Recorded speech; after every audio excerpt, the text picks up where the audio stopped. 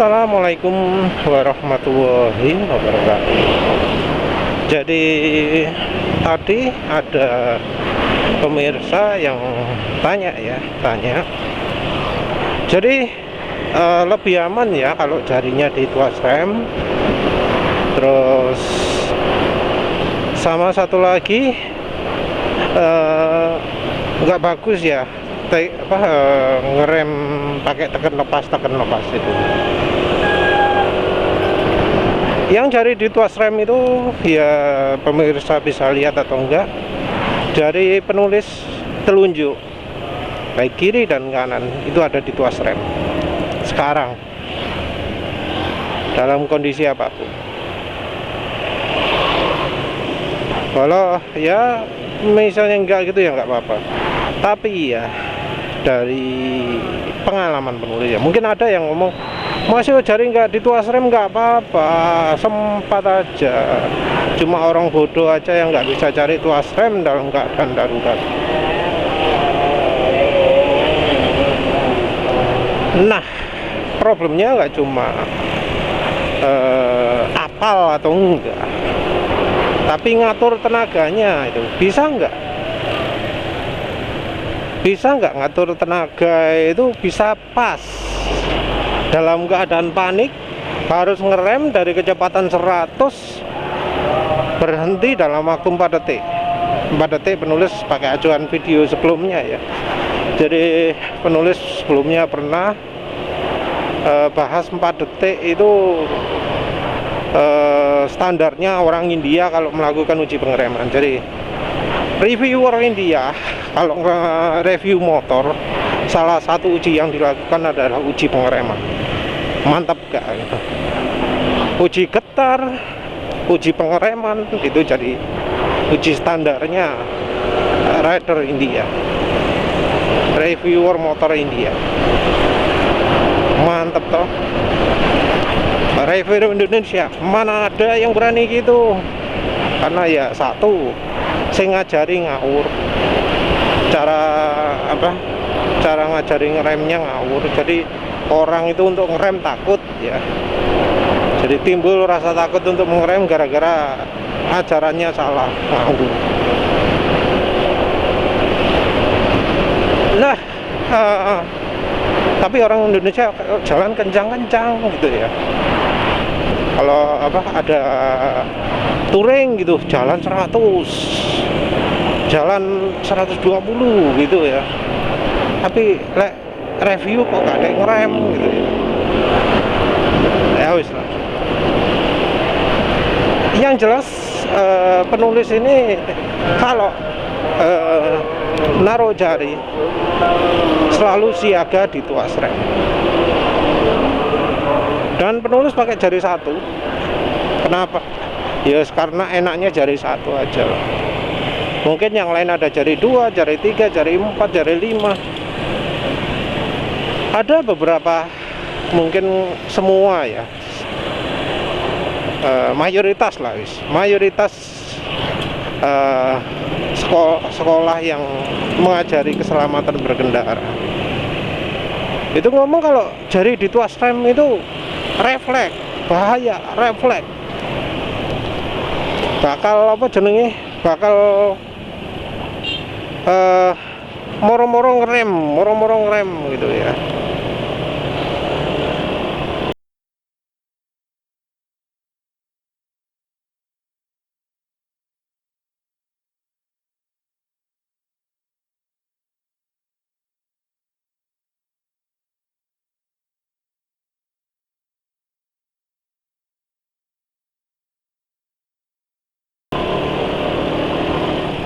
Jadi kayaknya ketakutannya adalah ngerem ketika tidak dibutuhkan ngerem. Tapi selama ini penulis ya, selama bertahun-tahun ya, mungkin 10 tahun, lupa ya, mungkin 7 tahun, lupa wis tahun biru mulai ganti rem, ganti standby di tuas rem itu. Selama bertahun-tahun taruh jari di tuas rem, Penulis sama sekali nggak pernah mengalami kejadian nggak sengaja neken tuas rem terus ngorong rem.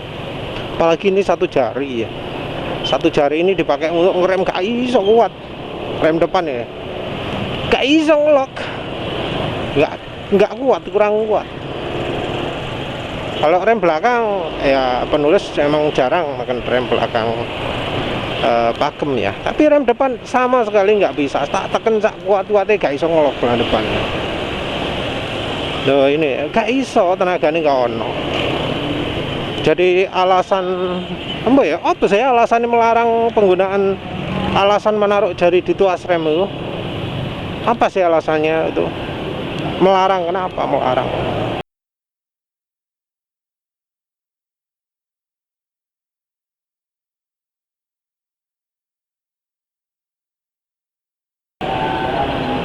Lebih aman jari selalu di setang, tuas setang. Ya penulis ini jarinya masih di setang, penulis masih bisa ngegas. Pengen apa pindah haluan juga bisa, nggak ada halangan ya. Jari di tuas rem itu sama sekali tidak mengganggu pengendalian motor. Tidak ada yang istilahnya apa ya, trade off gitu, nggak ada.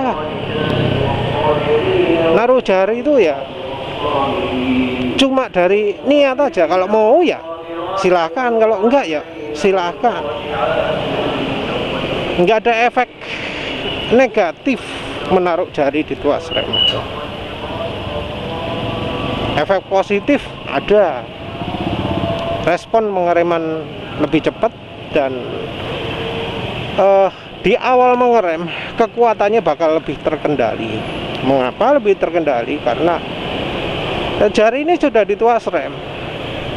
Untuk untuk nambah kekuatannya biar pas itu lebih mudah daripada ketika jarinya tidak di tuas rem. Ya terserah sih, terserah itu, tapi pengalaman penulis seperti itu. Karena dulu penulis nggak naruh jari di tuas rem, ngatur kekuatan rem itu susah, antara kurang atau kelebihan. Kalau kurang akhirnya nanti jadi kelebihan. Kalau kelebihan ya wis langsung jatuh. Kenapa kok kurang itu bisa jadi kelebihan? Karena kurang, neken lagi, panik, dan kekuatannya sering tidak terkontrol. Nah, pakai jari sebagai pivot ya, itu akan membantu mengendalikan kekuatan tenaga tangannya seberapa banyak. Bakal lebih akurat daripada ketika jarinya tidak di tuas rem. Nah sekarang soal soal yang rem tekan lepas. Entah siapa sih yang memulai ngajari rem itu harus tekan lepas.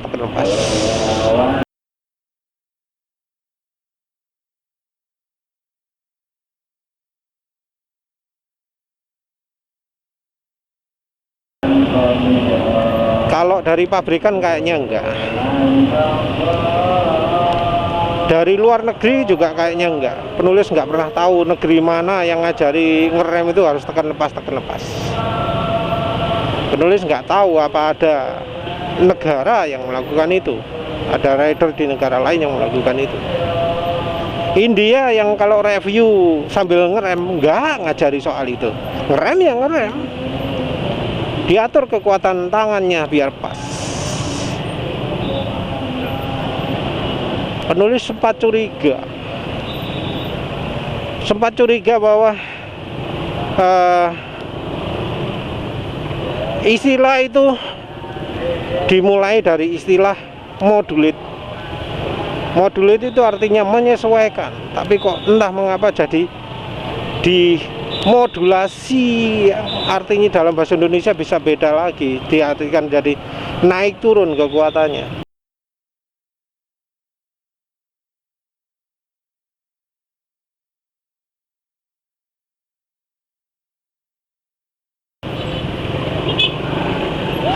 Terus ada juga ya aneh ya. Tekan lepas itu disebut, bahasa Inggrisnya adalah squeeze.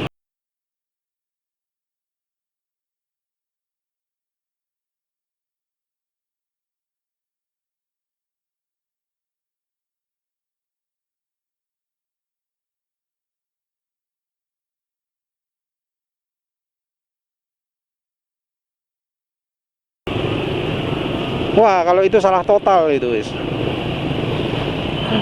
Coba deh lihat video, lihat artikel-artikel yang menjelaskan cara ngerem squeeze itu gimana.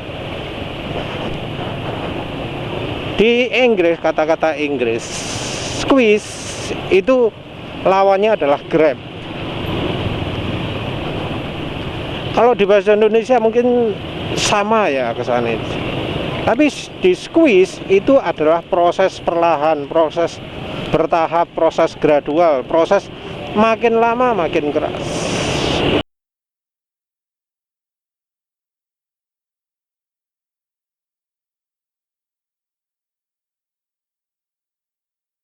Itu squeeze.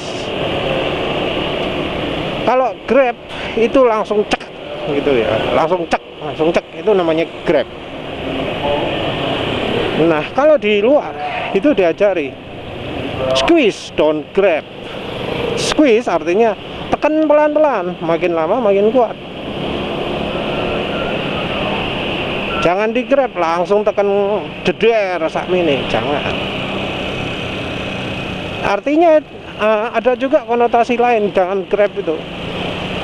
Jangan di grab itu maksudnya jangan di tekennya itu langsung sekian. Nah, udah lebay.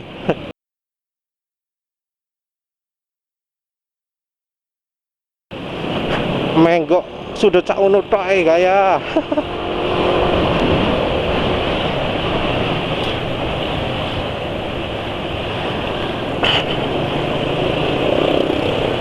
Jadi teknik sampai lupa gara-gara lihat ada yang melakukan menikung lebay tadi gitu. Squeeze ya, itu kan pelan-pelan istilahnya. Nah, grab itu langsung mak jeder. Nah, grab itu bisa dua arti. Jeder mak langsung grab tenaga kuat atau di grab tenaga konstan. Nah, kesalahan rider Indonesia, kebanyakan rider Indonesia ngerem itu tenaganya konstan. Nah, kalau tenaganya konstan nggak bisa sesuai dengan squeeze. Mengapa itu penting? Karena gripnya ban depan ya itu berubah dengan pengereman. Jadi misalnya gini ya, penulis awali rem belakang, depan, nah itu waktu sudah gini, itu tenaganya waktu motor sudah dingkluk gini, itu masih bisa ditambah lagi tenaganya. Jadi awal pengereman rem belakang jadi motor kan dikit ya, agak mengangguk ke depan gitu ya, agak mengangguk ke depan ya. Nah, terus begitu di rem depan agak menanduk lagi, itu grip ban depan makin besar lagi, itu bisa ditambah lagi. Jadi tenaganya ada 3 tahap lah paling enggak ya. Rem belakang, motor masuk ke depan. Rem depan awali ya wis sailinge lah. Terus motor kan makin anu lagi, menukik lagi. Nah, itu ditambah lagi remnya.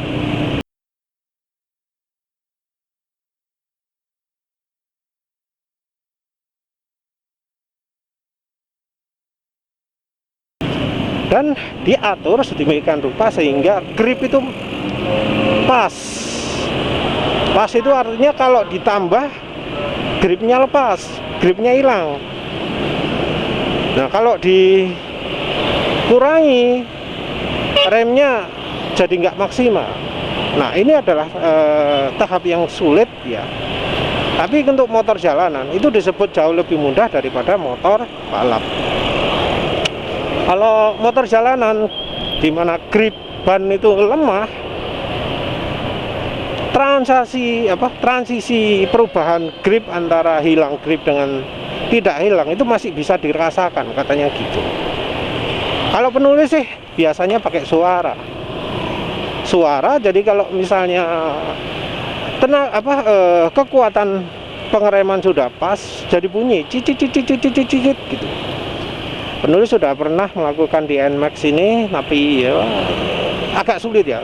Tapi suaranya kedengaran gitu ya. Kalau sudah hilang gripnya, dos gitu, des gitu. nggak ada cicit gitu.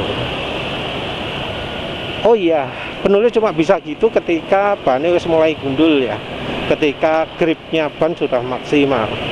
Ketika bannya masih masih banyak kembangannya, waduh, setengah mati untuk melakukan pengereman maksimal itu. Jadi ya penulis sekarang jadi malas beli beli ban, maksudnya supaya ganti ban. 24.000 ya, 25.000 Vibel TWS murup lampune, belum ganti ban. Males pencen. Berapa kilometer sih ganti ban itu biasanya? Tapi penulis sudah 25.000 lah. Mbok ngenteni gundul betul-betul sampai kelihatan nanune mungkin ya, kelihatan kembangannya ya. Kalau ban depan pasti awet ya. Jadi ngerem itu harus bertahap. Makanya namanya squeeze. Di Indonesia entah mengapa squeeze itu jadi tekan lepas. Ya siapa lagi kalau yang ngajari bukan ya orang itu ya, yang ngomong-ngomong di media, oh squeeze itu adalah tekan lepas. Kalau untuk YouTube-nya penulis masih belum tahu ya, karena ya termasuk minim soal mengajari itu, karena ya ilmunya ilmu bayar ya. Orang kalau butuh diajari keselamatan itu harus bayar. Tahun berapa? Tahun 2015-an atau 2012-an itu biayanya 700.000. Kalau sekarang mungkin 1,5 juta, 2 juta mungkin per orang. Makanya yang adakan itu biasanya klub moge, klub opo, karena ya biayanya termasuk mahal.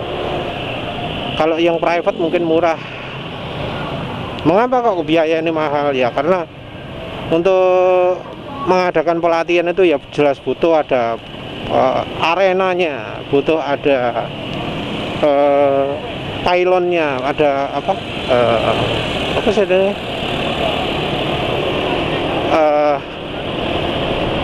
Biasanya ngomong segitiga, tapi onak kon itu loh apa sih? Yang biasanya plastik di warna merah putih di tengah jalan ya. Lali jenenge apa. Ya pokoknya butuh itu, terus ada pengawas ya. Butuh materi. Ya mungkin itu ya. 2 juta. Makanya walau seharusnya orang itu perlu banyak di ajaran safety riding. Materi safety ridingnya sendiri sangat-sangat minim ya. Ya memprihatinkan juga karena jadinya orang jadi gampang ketipu kan ya. Nah yang jelas ajaran tekan napas itu ngawur. Dan penulis sudah cukup lama mengeluarkan permintaan. Ayo mana instruktur safety riding? Mana yang bisa demo tekan lepas? Mana yang bisa nunjukkan itu bahwa teknik ngerem tekan lepas itu yang terbaik? Diomongin terbaik tapi kok nggak ada orang yang demokan. Diomongin terbaik tapi kok di YouTube nggak ada. Nggak ada loh ya. Yang ada paling jalan kecepatan 50. Itu pun ngeremnya wis ngerem pemula lah ya. Namanya ngerem. Apalagi kecepatan ya 50. Itu cuma berapa detik? Saya kurang dari 1 detik lah anggap aja lah. Kalau kecepatan 100 kan kecepatan naik 2 kali lipat, waktu berhenti jadi angkatan loh ya, naik 4 kali lipat atau gimana ya. Jarak kecepatan 50 itu berhentinya kira-kira butuh 1 detik. Nah, kecepatan 100 butuhnya ya kira-kira 4 detik lah. 4 detik itu artinya apa? Kurang dari 4 detik, bukan lebih dari 4 detik ya. Kalau penulis melakukan ngerem mendadak seperti itu di jalan ini ya jelas bahaya, ketabrak sokomburi pasti ya. Dan ya penulis sudah beberapa kali ya ngeremnya wis pas, di depan ada ada berhenti mendadak, wah aku ngerem itu ya langsung pas berarti. Sekomburi duar mental langsung jeduar. Nah yang parah ya, yang memprihatinkan, yang nabrak itu pakai motor lagi yang remnya itu sudah dimodifikasi pakai rem cakarmu aneh-aneh, tuas remnya juga pakai tuas rem aneh-aneh, tapi hasil akhirnya dia gak iso ngerem. Bodoh banget toh ya.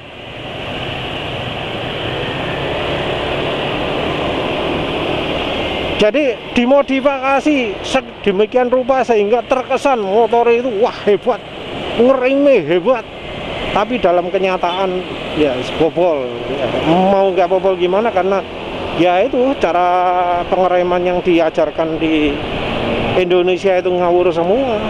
Ya nggak semua lah ya. Tapi di lembaganya itu banyak ngawurnya.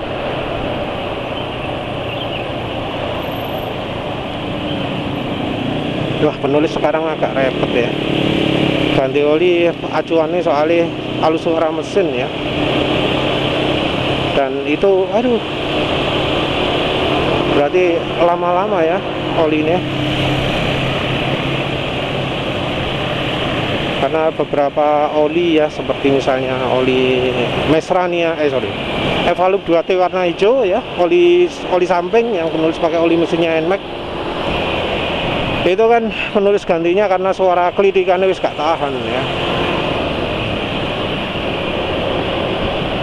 Gimana itu? Ya wes lah, kembali lagi ke topik, ke pengereman. Penulis sudah pernah melakukan uji rem, tekan napas, dan hasilnya ban depan selip ya.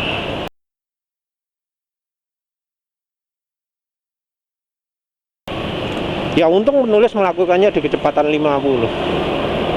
Kenapa aku bisa selip gitu? Karena penulis berusaha untuk bisa mendapatkan kecepatan berhenti yang sama dengan kalau penulis ngeremnya pakai metode yang penulis lakukan biasanya. Ngerem belakang dulu, ngerem depan, terus ngerem tambah kekuatan rem depan.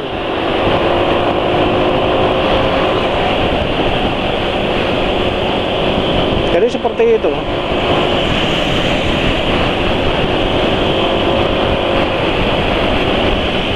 Penulis lakukan, dan ternyata ya tekan lepas itu bisa menyebabkan grip ban depan hilang, baik di awalnya maupun kadang di tengahnya, karena penulis lakukan itu berkali-kali ya. Jalannya juga termasuk jalan kering ya, jalan kering. Kalau itu musim hujan, jalannya itu termasuk jalan kering. Karena kecepatannya nggak tinggi, selipnya juga nggak jauh-jauh ya, nggak jauh, jadi cuma miring sedikit. Karena langsung berhenti ya, motor masih bisa dikendalikan. Dan setelah melakukan uji coba itu, penulis nggak bisa bayangkan sama sekali apa yang terjadi kalau misalnya itu dilakukan di kecepatan 100. Penulis kalau nggak salah sudah melakukan uji kecepatan 100 ya. Penulis sekarang susah untuk melakukan uji pengereman itu karena bahaya sekali. Kalau lalu lintas nggak benar-benar kosong, jalan nggak benar-benar sepi, bahaya ya. Karena apa? Karena ya berhenti cuma 4 detik loh. 1, 2, 3, 4 berhenti. Nah kalau ada kendaraan dari belakang, wah resiko ketabrak sangat besar sekali. Saat itu penulis juga melakukannya waktu masih zaman itu kan, zaman COVID ya. Jalannya sepi, terus jalannya lagi diperbaiki, ada belokan. Jadi nggak mungkin ada kendaraan kencang di jalan itu, karena ya mau belok. Kalau ada yang saat itu jalan sekencang motor penulis, ya pasti nggak nuntut lah, ngerime. Karena penulis ngitung pas ya nggak ngitung pas banget, tapi ada lebihnya sehingga motor itu masih ada celah lah, misalnya kok remnya blong gitu ya. Tapi nggak ada motor yang jalannya sekencang motor penulis, karena memang mau belokan. jalan lagi diperbaiki, jalan lurus ini diperbaiki, dialihkan ke kiri gitu ya, tepatnya yang sebelah kanan sini. Jalan paving ya, jalan paving. Penulis bisa berhenti di kecepatan 3,2 detik, tapi itu kecepatannya cuma 93.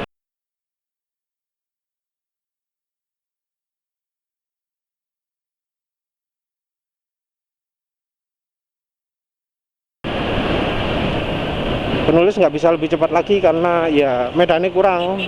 Nanti kalau diteruskan lagi nggak ada tempat gitu. Jadi 32 detik kecepatan 93 km. 3,2 detik kecepatan 93 km per jam. Jadi menurut penulis di bawah 4 detik kecepatan 100 masih bisa. Mungkin ya paling 3,8 entah berapa, tapi masih bisa, dan itu pun belum 100% maksimal, masih ada sisa karena penulis ya namanya rider nggak bisa lah sering-sering latihan ngerem mendadak itu. Jadi itu masih bisa dimaksimalkan lagi. Ban belakang masih belum berdecit, ban depan juga masih belum berdecit, jadi masih ada banyak kesempatan untuk meningkatkan kekuatan pengereman. Tapi ya penulis nggak yakin ada instruktur safety riding yang bisa melakukan demonstrasi seperti itu. Iya, perlu 0-100 enggak? Wes enggak lah wes ya. Angin agak kencang juga. Paling ya dapat 18 detik nanti. Jadi ya penulis kecewa ya terhadap lembaga safety riding yang ngajari rem tekan lepas itu. Asal ngomong gak dipraktekkan, mungkin tidak pernah praktek orangnya. Saya ngajari ke sopo, ya suka yang ngajari itu siapa? Kayaknya orangnya sama sekali nggak pernah mempraktekkan ajaran seperti itu. Yang unik ya, kebanyakan dari instruktur safety riding itu merupakan akrobatik ya. Jadi sering akrobat motor, melakukan wheelie ban depan jadi direm sampai motornya tegak gitu ya. Itu ada. Gaya-gayaan kalau rem depan, oh ini loh jongkol, ini loh wheelie, ini loh, padahal ya sebenarnya kalau diatur ya gak sampai kayak gitu ya. Ini banyak, jadi banyak bohong-bohongnya gitu kan. Ilmunya juga bukan ilmu internasional, karena penulis nggak tahu negara mana yang ngajari orang ngerem itu pakai ditekan lepas. Apalagi misalnya di tikungan melakukan tekan lepas, alamat jatuh pasti. Ya wes lah, itu aja. Jadi kalau untuk jalan lurus, penulis itu ngeremnya belakang dulu, motor ngangguk ke depan, tambah tekan rem depan, terus begitu motor sudah makin mengangguk, tambah lagi kekuatannya, makin mengangguk lagi, tambah lagi kekuatannya, sampai banyak bannya bunyi cicit kayak gitu. Kalau di tikungan sama, rem belakang dulu, terus diatur mana yang pas, karena grip ban nggak cuma untuk ngerem tapi juga untuk belok, tergantung kecepatan berapa. Jadi ya kalau untuk tikungan tinggal diatur ya.